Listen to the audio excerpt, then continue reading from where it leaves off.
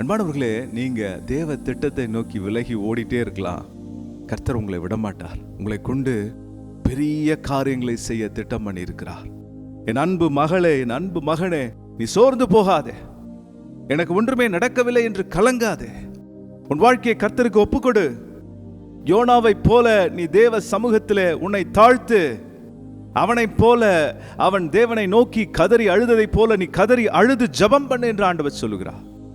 நீங்க உங்களை ஒப்பு கொடுத்து ஜெபிக்கும் பொழுது நீங்கள் பெருங்கூட்ட ஜனத்திற்கு ஆதரவாக மாறுவீர்கள். நீங்கள் லட்சக்கணக்கான மக்களுக்கு தகப்பனாக மாறுவீர்கள். நீங்கள் பெருங்கூட்ட மக்களுக்கு நன்மையை கொண்டு வருவீங்க.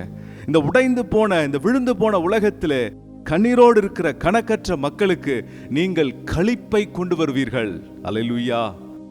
நீங்க ஒரு களிப்பை கொண்டு வருகிற, மகிழ்ச்சியை கொண்டு வருகிற ஒரு பாத்திரமாக இருக்கிறீங்க.